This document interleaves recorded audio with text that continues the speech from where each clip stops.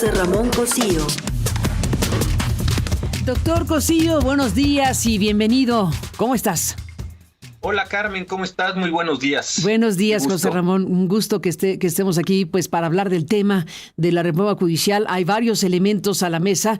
Déjame solamente comentar lo que ya desde ayer estábamos aquí presentando, que es que la presidenta envió al Senado de la República estas dos iniciativas de reformas a la legislación secundaria, en lo que corresponde a las normas para la elección de ministros, jueces y magistrados, y pues ya lo entregaron al Senado. Rosa Isela Rodríguez, la secretaria de Gobernación, fue quien entregó al Senado de inmediato. Ayer se presentó y de inmediato se entregó al Senado, y de inmediato el presidente del Senado pues ha dicho que esta propuesta se va a discutir hoy mismo, o sea, hay una velocidad total, fast track absoluto. Hoy mismo será discutida y votada, para efectos prácticos, esta legislación secundaria para instrumentar la reforma constitucional que a su vez en el otro carril está siendo impugnada. Y veremos qué pasa. Así que estamos en este momento, José Ramón, pues con estos dos carriles, dirían algunos dos trenes, ¿no? Hoy mismo, déjame detener un segundito con una entrevista que dio Fernández Noroña. Hoy el presidente del Senado, hoy se publica en La Razón, en el diario La Razón, una entrevista que dio el presidente del Senado, Fernández Noroña, en donde está describiendo desde su punto de vista el momento que se está viviendo, con dos posiciones encontradas en torno a la reforma al Poder Judicial de la Federación, y lo que hace en esta entrevista es hacer un símil de dos vehículos a punto de colisionar. Uno se va a tener que quitar, dice Fernández Noroña. Uno se va a tener que quitar y no es el nuestro. Así están las cosas, José Ramón. ¿Cómo lo ves? Fíjate que esta metáfora no coincido con la necesidad de que uno de los dos gane.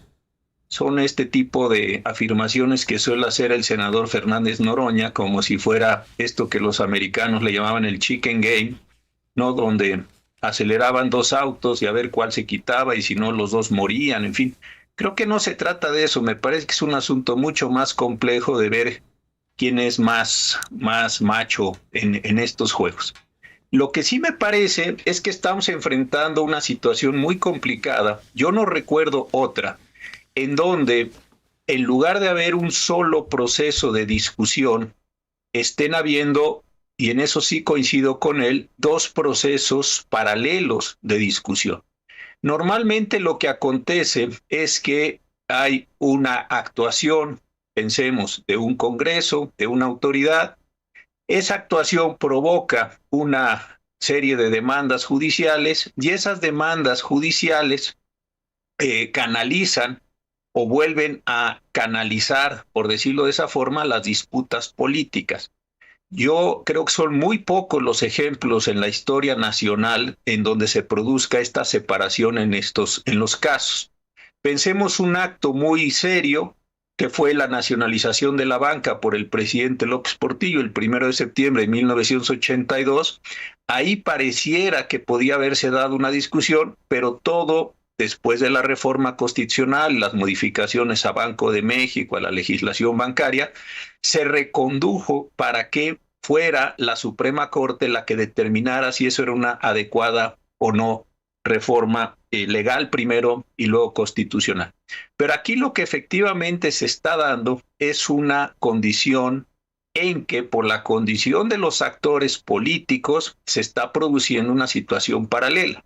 Dicho de otra manera, y a diferencia del pasado, los actores políticos actuales no están aceptando que se canalice el proceso dentro de los cauces judiciales. Entonces, ellos quieren llevar, y están llevando, de hecho, su propio proceso político con independencia de lo que la Constitución le asigna al Poder Judicial de la Federación. Desde luego que la narrativa la cambian, y la narrativa es: nosotros tenemos 36 millones de votos, el pueblo de México ha tomado una decisión y lo único que queda es actualizar la voluntad del pueblo de México. Eso, en punto de vista, me parece que pierde que la voluntad del pueblo de México es una voluntad que se expresó de manera constitucional, no solo para esta elección, sino con la totalidad de los elementos constitucionales. Y sí existe la posibilidad de recursos, juicios, medios de impugnación pues, y suspensiones, amparos, controversias que ahora vamos a analizar, todo eso me parece que tiene que respetarse y tiene que reconducirse. Entonces, lo que sí estamos viendo es una situación de dos líneas que en principio son paralelas y como sabemos las paralelas nunca se intersectan. Entonces, esto es lo que pareciera que estamos viendo hasta este momento. Y esto sí me parece que es un elemento peligroso y complejo. Existen, y tú lo decías, algunas suspensiones que se otorgaron en su momento y contra las cuales existen recursos judiciales para que no se procediera, no se avanzara en las reformas constitucionales. Después de esto, no, más bien, estas suspensiones fueron violadas abiertamente, claramente por los propios órganos políticos y que lo que los órganos políticos, sobre todo el Senado, que ha sido mucho más vocal en esto, ha dicho es nosotros no vamos a acatar esas decisiones y de hecho no las acataron porque no le están dando una legitimidad al Poder Judicial o se están recargando en los votos. Más allá de cuál vaya a ser el resultado final es que la violación a las suspensiones que se dan en los procesos de amparo, conforme a la fracción 17 del artículo constitucional, genera procesos políticos. Son delitos contra la administración de justicia, como están establecidos en la ley de amparo, el no acatamiento de las suspensiones.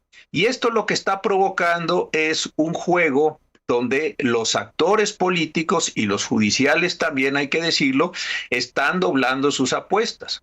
Unos se están basando en la legalidad constitucional, jurídica, legal, pues, y otros se están basando en su legitimidad política. Entonces, esto es lo que me parece que está confluyendo, que se está dando para un fuerte encontronazo, en eso sí creo, entre las dos partes. Cuando dice el senador Fernández Noroña, nosotros no nos vamos a quitar, pues es muy probable que tampoco los poderes judiciales se vayan a quitar. Es muy probable que el paro de los trabajadores del Poder Judicial, de los jueces y magistrados, las audiencias en la en la Comisión Interamericana, las suspensiones, las consultas, tampoco se vayan a quitar. Y lleguemos a un momento en el cual estén dos poderes de la Unión enfrentados entre sí. Y ahí el único poder que, si bien es cierto que ha dicho que quiere la reforma, no está participando directamente en la contienda, es la presidenta de la República. Y la presidenta de la República me parece que tendrá que hacer, más allá de cómo salga la reforma, cuándo salga la reforma, un trabajo de mediación política entre los distintos actores. ¿Por qué? Porque cada uno de los distintos actores, el Congreso y el Poder Judicial, están convencidos de que lo que están haciendo cuentan con la legalidad, sobre todo en el Poder Judicial, y con la legitimidad, sobre todo en el Congreso de la Unión. Entonces, el único poder que no está concernido en estas disputas directas es la presidenta de la República y me parece que desde ahí se tendrán que hacer los cambios, las adecuaciones, los tránsitos necesarios para poder ir adelante en estas cuestiones. No es un asunto, desde luego, fácil, es un asunto inédito. Yo insisto, conozco algo de la historia judicial de México y no he encontrado un episodio igual, porque inclusive, y no lo digo en términos para alarmar a nadie, ni estoy hablando de esto, no quiero que se confunda. Inclusive en la situación donde Huerta dio el golpe de Estado después del asesinato, con motivo del asesinato del presidente Madero y del vicepresidente Pino Suárez, la Suprema Corte de entonces se replegó completamente a Huerta y formó parte de los pronunciamientos de Venustiano Carranza como gobernador de Coahuila. Entonces, este hecho no lo habíamos conocido y me parece que las dos partes se siguen atrincherando, voy a usar un lenguaje militar, en sus posiciones para no ceder absolutamente nada. Ahora, ¿qué es lo que está sucediendo de ambos lados? La presidenta presentó una iniciativa para reformar fundamentalmente la ley de organizaciones y procedimientos electorales para prever en términos generales la elección de los jueces, magistrados, ministros, miembros del Tribunal de Disciplina Judicial, etcétera. Ahí hay una gran cantidad de elementos. Si quieres, algún día los analizamos con todo detalle, cómo se van a dar las campañas, etcétera. Pero creo que aquí lo importante no es revisar toda la legislación, sino los artículos transitorios que están encaminados a permitir la elección extraordinaria de la mitad de los integrantes del Poder Judicial, jueces y magistrados, que es lo que dispone la Constitución, más la de los ministros, los consejeros y los integrantes del Tribunal de Disciplina Militar y los juzgadores electorales federales. Aquí hay un calendario muy preciso de cómo pretenden llevarse a cabo las elecciones extraordinarias en junio del año que entra para el tema federal. Abro un pequeño paréntesis, las elecciones locales, porque recordemos que se van a renovar los poderes judiciales de la totalidad de las entidades federativas, eso dependerá de cómo los congresos locales asuman, internalicen las disposiciones constitucionales en sus propios órdenes jurídicos. Entonces, de Aguascalientes a Zacatecas más la Ciudad de México definirán cómo van a llevar a cabo sus procesos, sus tiempos, eso sí, conforme a las reglas generales, muy generales, establecidas en la Constitución. Entonces, aquí lo interesante es que conforme a los artículos transitorios, es que se va a llevar a cabo la elección extraordinaria para el año que entra. Y lo que está diciendo es que la convocatoria se emitirá a más tardar el 16 de octubre, con posterioridad se instalarán los respectivos comités de evaluaciones, uno por cada uno de los poderes que van a proponer, es decir, la Presidenta de la República, la Cámara de Diputados, la Cámara de Senadores y la Suprema Corte a más tardar el 31 de octubre. El 4 de noviembre se tendrá que llevar el proceso de evaluación y selección. Del 5 de noviembre al 24 de noviembre se inscribirán las personas interesadas y así sucesivamente se van a ir dando los pasos. Entonces, del lado, déjame decirlo así, del Congreso de la Unión y de la propia presidenta ya se formuló su posición, ya se hizo, lo digo en el sentido más respetuoso, su apuesta o se presentó la decisión para llevar a cabo las reformas en materia electoral en general y en particular para establecer el calendario para la elección extraordinaria. ¿Qué aconteció del lado, qué está aconteciendo del lado del Poder Judicial? En primer lugar, los trabajadores de base siguen en paro. El grupo determinó no seguir con las actividades más que en los casos urgentes que se siguen tramitando y resolviendo. También los jueces y magistrados, la JUFED, la asociación más grande de jueces, participó de esta condición. La Asociación de Mujeres Juzgadoras Federales también está en esta condición de paro. Y el Consejo de la Judicatura terminó por aceptar este acuerdo de suspensión para mantener las condiciones de urgencia. En segundo lugar, se presentó una consulta a trámite. Esto es muy importante. ¿Por qué? Porque en la ley orgánica existe la posibilidad de que cuando existan casos que afecten al Poder Judicial de la Federación, a la autonomía, a la independencia del poder como institución o de sus integrantes, la Suprema Corte participe. Entonces se le hicieron consultas a la Suprema Corte con base en ese artículo 11 para efectos de definir si se podía haber un pronunciamiento. Todavía no se dice cuál es el pronunciamiento. Un pronunciamiento sobre las reformas constitucionales que pudieran llegar a tener una afectación a la autonomía e independencia del Poder Judicial y de sus integrantes. Como vimos en los días pasados, el ministro González Alcántara presentó un proyecto, hizo una pequeña reconducción, dijo que no era una fracción del artículo 11, sino otra fracción. Eso es un asunto técnico que es muy, muy detallado, pero en fin, hizo una reconducción y lo que se admitió fue a trámite la consulta hecha por los juzgadores con una votación de 8-3. 8 ministros y ministras dijeron, bueno, vamos a ver esta condición y ese fue un primer asunto.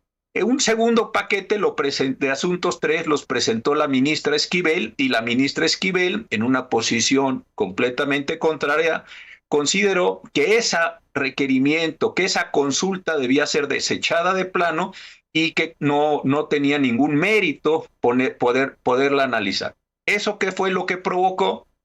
Otra vez una votación 8-3, donde los mismos 8 votos del asunto del ministro González Alcántara definieron en el asunto de la ministra Esquivel que sí era procedente la consulta.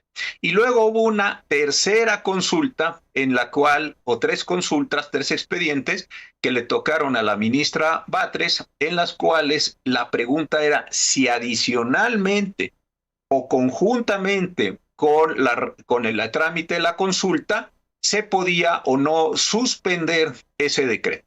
Ahí hubo una votación más fragmentada. Las 3 ministras que hemos mencionado, la ministra Esquivel, la ministra Ortiz y la ministra Batres Guadarrama, consideraron que no era procedente, mientras que 6 ministros dijeron que sí, y otros 2 ministros, el ministro Gutiérrez y la ministra Ríos, votaron a favor del proyecto, pero se apartaron de sus consideraciones. Es decir, ahí se tuvo una mayoría exigua de 6 votos contra 5 en contra del proyecto y a favor de las condiciones. Ahora, también se han empezado a promover controversias constitucionales. El estado de Guanajuato presentó una controversia que está por resolverse, la tiene el ministro González Alcántara nuevamente, y esa controversia constitucional es porque el estado de Guanajuato considera, y ya veremos, si existió o no vicios en el procedimiento en la reforma constitucional. Y por otro lado, también hay que decir que es el número que yo tengo, podría tener alguna variación, que hay 71 juicios de amparo interpuestos en 14 juzgados de distrito, y en algunos de estos se otorgaron suspensiones. Si no estoy mal en mi cuenta, son 26 las suspensiones que hay otorgadas para que no se avance en la implementación de la reforma. Entonces, aquí hay un elemento. Y otra cuestión que se escucha en los medios, en las redes, es que va a haber impugnaciones a los acuerdos, que también está previsto por la Constitución y las leyes, del Instituto Nacional Electoral, porque recordemos que en la reforma constitucional se le delegaron al INE, a su Consejo General, la posibilidad de emitir una cantidad importante de acuerdos para posibilitar esta elección extraordinaria. Entonces, el INE está también en una situación peculiar porque es muy probable que se apruebe esta reforma por la enorme mayoría que tiene Morena y sus aliados en el Congreso, que se apruebe esta reforma en los próximos días y que conforme a esa reforma se tengan que hacer los ajustes en el Instituto Nacional Electoral para posibilitar la elección. Hay que recordar también que se dijo que todas estas cuestiones, que es una fantasía, pero en fin, así lo quisieron poner los diputados, porque de ahí apareció esta idea, que tendría que hacerse una interpretación literal, quién sabe qué cosa sea eso, pero una interpretación literal. Y segundo, que al discutirse los acuerdos en el INE, no pueden participar ni los propios representantes del Congreso, ni los representantes de los partidos políticos. Como decías tú, de lo que parece que se trata es llevar esto a la mayor velocidad posible, con la menor discusión posible, con la menor transparencia posible, y eso no lo digo desde una posición ideológica o contraria, porque sí, sino haciendo un análisis de los artículos transitorios, en el sentido de no pueden participar los representantes del Congreso de la Unión en la discusión de los acuerdos que tengan que ver con la elección extraordinaria, y la pregunta sería ¿por? No pueden participar los representantes de los partidos políticos a cuando estén previstos en el artículo 41 constitucional, y la pregunta es ¿por? Y así sucesivamente esta celeridad que se está presentando. Yo no sé si estas celeridades van a provocar en su momento violaciones al procedimiento legislativo. Esas violaciones al procedimiento legislativo van a generar otras controversias, otras acciones de inconstitucionalidad, otros amparos, y volvemos a empezar. Es decir, creo que todo esto está teniendo tan poca pulcritud, una falta de pulcritud en la necesidad de acelerar todos los procesos, que como pasó en las leyes del Viernes Negro, del llamado Viernes Negro, se producen violaciones que después consideran quienes apoyaron esas determinaciones que el Poder Judicial está interviniendo indebidamente, cuando en realidad los propios actores políticos están llevando a cabo los procesos de tan mala manera que se están exponiendo al control de constitucionalidad. Entonces, regresando al punto que planteabas, Carmen, de un lado está esta apuesta de Morena y sus aliados por conducto del Congreso de la Unión para sacar las leyes a la brevedad, déjame decirlo así, para lograr en estos plazos apretadísimos la implementación y la elección extraordinaria, y por otro lado está el conjunto de procesos, acciones, recursos que se están presentando por diversos actores para, conforme a las normas actuales, tratar de impedir la propia reforma. Y sí, efectivamente, hasta ahora son dos caminos paralelos. ¿Cuál es el pronóstico? Mi pronóstico es que ninguna de las partes va a quitarse. Vamos a encontrar un momento donde va a haber, como ya las hay, violaciones a las suspensiones. Si la Corte llegara o el Tribunal Electoral, cuando de este último no lo creo, llegaran a determinar la invalidez de las disposiciones, pregunto si los actores políticos las van a acatar o no.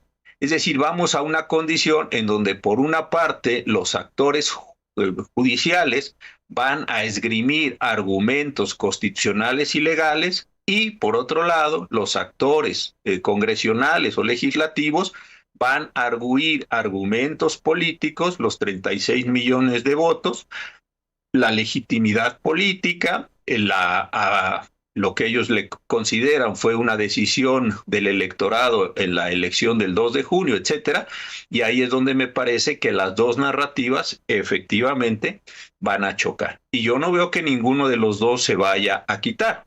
Eso entonces sí me parece que debiera ser un punto de atención para la presidenta de la República, dado que, aun cuando ella promovió las iniciativas y verbaliza que le interesa mucho la reforma por las razones que sea, sí puede venir un choque constitucional que, pues, de darse, se daría en este año, y pues yo creo que ella ya tiene calculados cuáles son los costos políticos, económicos, financieros, internacionales, etcétera, de este choque de trenes. Creo que ahí es donde ella tiene un espacio para desescalar estas posibilidades, porque si nos ponemos simplemente en la lógica de ver quién es más valiente, quién no se raja en la expresión popular, etcétera, pues me parece que esto le va a hacer un flaquísimo favor a la institucionalidad del país, por un lado, y dos, a una estabilidad que con los temas de seguridad, inversiones, la elección en los Estados Unidos, la posible guerra en el Medio Oriente, etcétera, va a desestabilizar muchísimo el mundo. Creo que en este caso, más allá de si están convencidos o no de la necesidad de la reforma judicial, sí es importante que las partes se serenen, que las partes entiendan que estos juegos de suma cero, donde yo gano todo y los demás pierden todo, pues pueden ser momentáneos, pueden ser pasajeros, pueden dar una aparente sensación de fortaleza, pero en el mediano plazo pueden producir graves problemas a la institucionalidad del país y a la condición de todos nosotros, y que por lo demás no están atendiendo a uno de los problemas centrales que has tratado esta mañana, Carmen, que es el de la seguridad pública en el país. Ni más ni menos. Pues, doctor José Ramón Cosío, seguiremos hablando, si tú me lo permites, daremos cuenta de todos estos recursos que se están presentando. Pues ya hablamos más temprano de lo que mandó el gobierno de Guanajuato. Antes de irse el anterior gobernador, en el minuto último, mandó este documento a la Suprema Corte de Justicia. ¿Es una acción de inconstitucionalidad? Una controversia constitucional, Carmen. En este caso, una controversia constitucional. También estamos viendo que ayer Marco Cortés, el presidente del PAN, ya presentó, también dice el PAN, el Partido Acción Nacional ha presentado una acción de inconstitucionalidad sobre la reforma judicial ante la Corte. Y bueno, pues está diciendo Cortés en su cuenta de X que lo aprobado por Morena no es solo una reforma judicial, sino una reforma electoral disfrazada. Al incluir la elección popular de jueces, se afecta la independencia judicial y el proceso electoral, es lo que pone en su presentación de el comunicado que ahora mismo vamos a dar más cuenta de él. Sí, esa es otra discusión importantísima. En su momento se planteó si la Suprema Corte, bueno, la Suprema Corte desde luego puede conocer de acciones de inconstitucionalidad promovidas por los partidos políticos en contra de legislación electoral. Hubo una discusión en el sentido de si es posible o no que una reforma constitucional sea impugnada por vicios de procedimiento. Yo en su momento voté que sí. Entiendo que es una mayoría fragmentada y la composición de la Suprema Corte ha cambiado. Ese es un asunto antiguo que tenía mucho que ver con lo que entonces promovía el PRD. Todavía no nacía Morena, pero muchos de sus integrantes estaban en el PRD y desde el PRD promovían este tipo de acciones, hay que decirlo con franqueza, que hoy niegan. Muchos de los que hoy les parece una barbaridad que la Corte esté interviniendo en procesos electorales o en procesos de reforma constitucional, en su momento promovieron recursos diversos ante la Suprema Corte para que la Corte se pronunciara en ese sentido. Ahí sí me parece que hay una falta de congruencia de muchos de estos actores que están claramente identificados y además los mencionó alguno de los ministros en la discusión del proyecto del ministro González Alcántara. Entonces creo que en este sentido, pues lo que hace uno como oposición también lo debe uno mantener. Cuando se es gobierno, de otra forma, pues se va desnaturalizando toda la institucionalidad nacional. Pero más allá de esta condición, sí entiendo que el presidente del PAN va a promoverlo, pues ayer lo anunció, y que existen otros partidos, otras ciudadanías, otros grupos que están también presentando esto. Cuando salga la ley, que va a salir pronto por las velocidades que llevan, pues también contra eso podrá haber, porque es una modificación a la ley de procedimientos, podrá haber impugnaciones por los partidos, también por diversos actores, podrá haber juicios de amparo, podrá haber recursos electorales contra las decisiones del INE. Es decir, este es un tema en el que me parece a mí, va a darse una enorme cantidad de acciones por parte de Morena en los órganos que tiene control, que es básicamente la Cámara de Diputados, la Cámara de Senadores, el INE y el Tribunal Electoral. Y por el otro lado, me parece que va a ser una cantidad de acciones que va a resolver el Poder Judicial de la Federación, con la diversidad, la pluralidad de los jueces, los magistrados, los ministros, el propio Consejo de la Judicatura, respecto del cual recae una suspensión para que no dé a conocer la lista de las vacantes existentes en este momento. Es decir, esto va a dar lugar a una enorme cantidad de disputas. Creo entonces que es muy peligroso simplemente decir, nosotros no nos vamos a quitar, porque del otro lado creo que también tienen que entender que tampoco se van a quitar. Y vuelvo al tema, a los servidores públicos del Poder Judicial están en paro. Los ministros están conociendo de recursos. El día 12 hay una audiencia en la Comisión Interamericana. Es decir, son muchas cosas que se están acumulando. Si vamos a jugar a estos juegos de a ver quién es más valiente, este juego de machos, de a ver quién no se quita de la carretera, para ver quién choca de frente o quién se hace a un lado y quién es más cobarde, me parece que es muy riesgoso, es de verdad muy infantil pensar que las instituciones nacionales se van o se tienen que adecuar a estos jueguitos, insisto, pues no son infantiles, son más bien de adolescentes. Entonces, creo que aquí sí tiene mucho sentido ver cómo se da. Si sale la reforma, Claudia Sheinbaum va a cambiar la mitad del Poder Judicial, pero va a tener que seguir gobernando 3 años más con la otra mitad del Poder Judicial.